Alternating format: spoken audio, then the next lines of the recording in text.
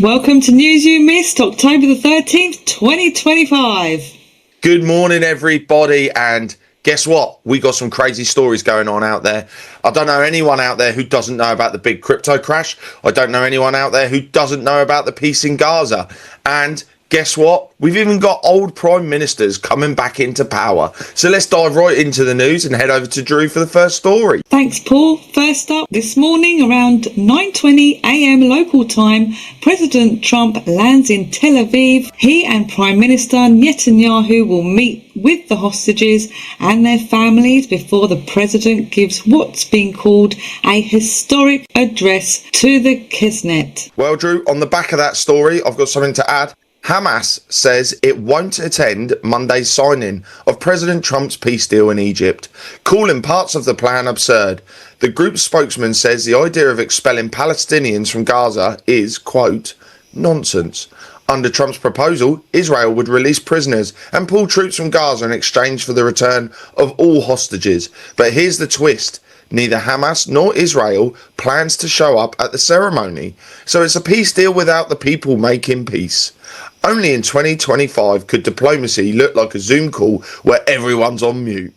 It's day 11 of the US government shutdown. Debts are climbing, inflation's biting, and sitting quietly in a committee is a bill called HR 1846, the Federal Reserve Board Abolition Act. It would transfer monetary authority to the Treasury and end private control over US currency. The outlook is unlikely to move soon, but it's proof that even Washington knows the money debate isn't going anywhere. My next story. Brussels may see soldiers on the streets. Belgium's Defence Minister, Theo Franken, says troops could join police patrols before year end to tackle rising gang violence. So far this year, the city has seen around 60 shootings, 2 of them fatal. Officials call the situation dire, warning that violent crime is spilling beyond the capital. Franken stressed the army's role would be limited to essential security duties, but he didn't rule anything out. Brussels is now being labelled Europe's gun crime capital, and authorities are scrambling for a solution. Well, Drew, I've got one solution. Maybe illegal migration. If they stop that, that might reduce the problem. Next up, Pakistan's military reports 23 soldiers killed and claims roughly 200 Taliban fighters were taken out on the Afghan side of the border. Officials say the number of wounded is higher. The clashes highlight ongoing instability that could undermine regional trade and counter-terror cooperation. Wow, in Madagascar, things are looking pretty ugly. President André Rajoelina says an attempted coup is underway after elite troops joined protests calling for him to resign. The president's office blasted the move as unconstitutional and urged the nation to defend democracy. Rajoelina, who first came to power in a coup back in 2009, yes, the irony writes itself, now faces weeks of youth-led protests over blackouts, water cuts and corruption. Rumours swelled that he fled the country, but officials insist he's still in charge somewhere. Next up, newly elected leader Andrej Babis says no Czech tax money will go towards weapons for Ukraine. Those efforts, he says, belong under NATO. It's a political signal that Europe's patience with the cost of war may be thinning. And in France, Prime Minister Sébastien Lecornu is back in office and already warning it might be a short stay.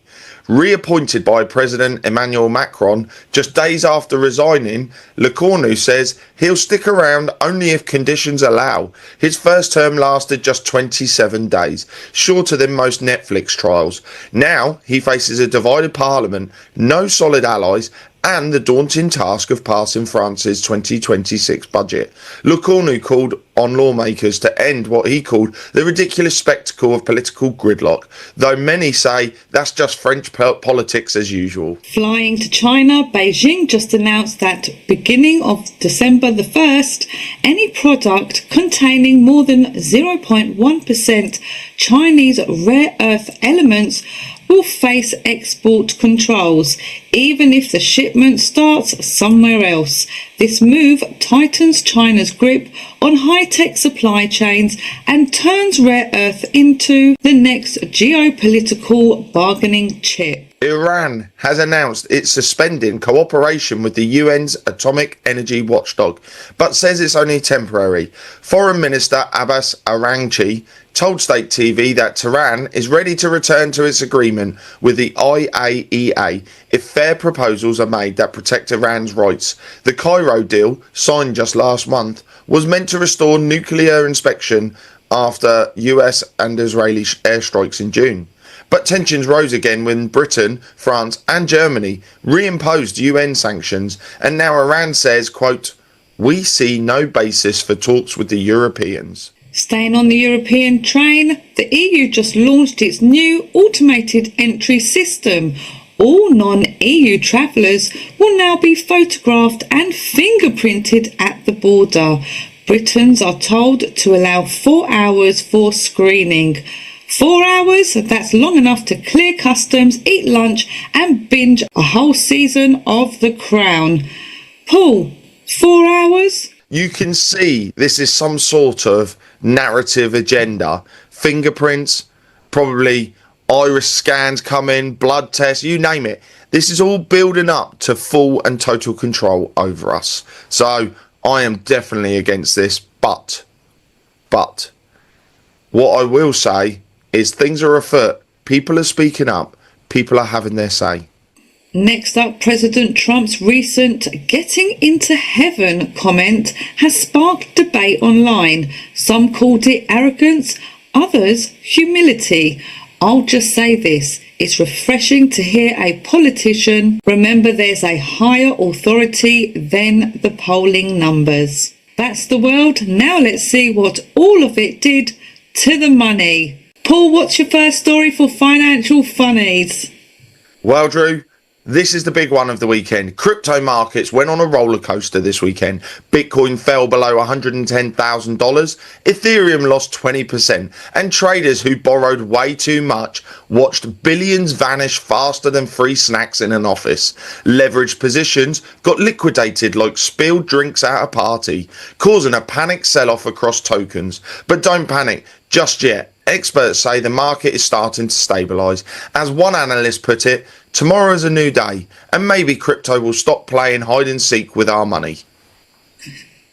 Yep, the Dow fell 870 points, S&P down 2.7%, Nasdaq off 3.6%. One sentence about tariffs sent markets into meltdown. Wall Street called it uncertainty. I call it a caffeine crash with better lighting. Do you know what, Drew? You're absolutely right. And wow, who would have thought Trump's one sentence would have caused so much chaos? I mean, $19 billion was wiped off of crypto over the weekend. It was crazy. I mean, I turned my phone on and was like, it was that insane what went on. But as everyone said, if anything now, everything's on sale in the crypto space. And moving to London's market, the FTSE 100 hit record high as miners glittered and the government scrapped stamp duty on new stock listings. Translation, please invest here. We promise not to tax the welcome mat. Well, Drew, my next one. The IMF boss just said, buckle up. And she wasn't kidding. Between Trump's surprise tariff tantrums, worries about an AI bubble and global trade doing the cha-cha, uncertainty really is the new normal. Markets are bouncing, governments are sweating, and investors are praying their AI robots don't go rogue. Basically, it's like the world economy is on a roller coaster without seatbelts, and the IMF is politely reminding us, hold on tight. And over in Iraq, after 30 months, Kurdish oil reports resume and Baghdad launches a nationwide digital payments campaign. Old world meets new wallet. And the IMF wants details on Zimbabwe's new gold-backed currency. The central bank says, trust us, interest rates stay at 20% because apparently inflation loves company. Absolutely right, Drew. Well, on the back end of all this drama and chaos going on out there, gold just went through the roof, hitting a record $4,059 an ounce, and silver isn't far behind at $51. Why? Thanks to the US-China trade drama, tariffs flying left and right, and investors looking for something shiny to hide their money in. Basically, when politics get messy, people turn to bullion because nothing says I'm stressed like hoarding precious metals. Meanwhile, platinum and palladium are quietly climbing too, probably hoping someone will notice. Drew, isn't this just history proving itself time and time again? When all these speculative markets are just roller coastering everywhere, everyone hides it in gold and silver. It's just a common sense way to hide your wealth, store your wealth, and keep yourself protected. Moving on to Vietnam, the VN index broke 1,700 points. The dong's sliding slightly to offset tariffs. That's controlled flexibility, economic yoga at its finest. And the US quietly helped stabilize Argentina's economy, citing its rare earth deposits. It's not charity, it's strategy. And Binance compensated users $283 million after a few of its token lost their peg.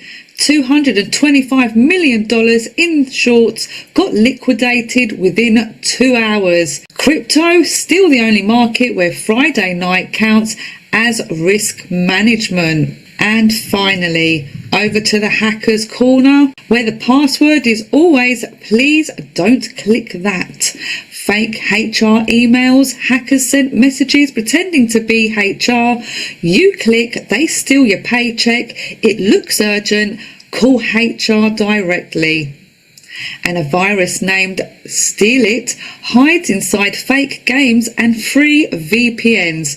If it's free, the price is your data. Encrypted app Signal may leave Europe because a new law would force apps to scan every private message. Yes, even yours.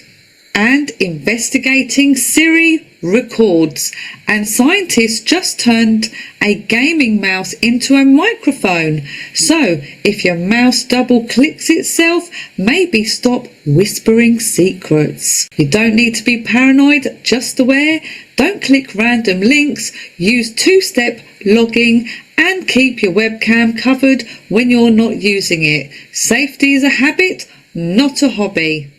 Well, everybody, that was the news you missed on Monday, the 13th of October, 2025. Exciting and crazy things happened over the weekend in the crypto space, and President Trump, by the looks of it, is the cause of it all. Who would have thought that? But thanks for joining us. Head over to charlieward.com. Join us on the Insiders Club every Wednesday and Saturday, where we find out what's really going on in the world. And would you believe it, there is hope. So honestly, when you hear on the news bad things happening, don't take it to heart, because this is all part of what's playing out there. And trust me, I believe that we are heading to better times, and I look forward to it. So all that's left for me to say is to take care. God bless. See you all soon. Bye. Stay grounded, stay grateful, and remember, the truth always loads faster than the rumour. So for now, bye-bye.